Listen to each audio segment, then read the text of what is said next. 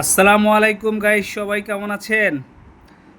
আমি গত শুক্রবারে সকালবেলা গিয়েছিলাম আমাদের সাপ্তাহিক বাজার করার জন্যে। তো শুক্রবারে মেরাদিয়া বাজারে প্রচুর মাছ উঠে বিভিন্ন জায়গা থেকে, বিভিন্ন এলাকা থেকে, বিভিন্ন জেলা থেকে এখানে মাছ আসে। তো ওই মাছগুলার মানে খেতে অনেক স্বাদ, যেহেতু এখানে অনেক নদীর মাছ পাওয়া যায়। আর নদীর মাছগুলা স্বাভাবিকভাবে অনেক টেস্টি হয়। তো গত শুক্রবারে মানে গতকালকে গিয়েছিলাম মাছ কেনার জন্যে। তো ওইখানে প্রচুর মাছ এসেছে, বিভিন্ন আইটেমের দেশি মাছ।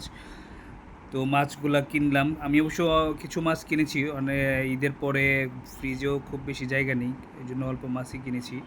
তো ওই যে দেখেন, এগুলো হলো আপনার ইয়া থেকে আসছে, এটা খুলনা থেকে আসছে।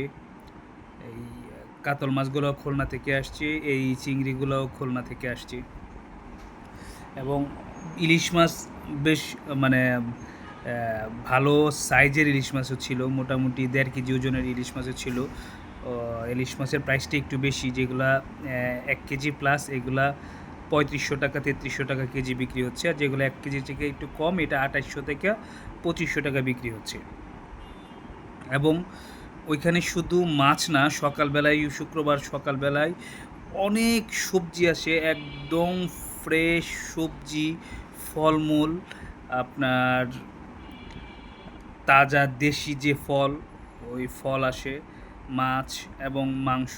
আপনার খাসি তো ওই ইয়ার জন্যে বিখ্যাত, যে মেরাদিয়া বাজারের খাসি, যদিও আজকে খাসির বাজারের দিকে যায়নি, তাই আজকে এটা দেখাইতে পারলাম না। ওই যে ইলিশ মাছগুলো, এগুলো 2 কেজি প্লাস ওয়েট। আমিও বেশ অনেক মাছ কিনেছি।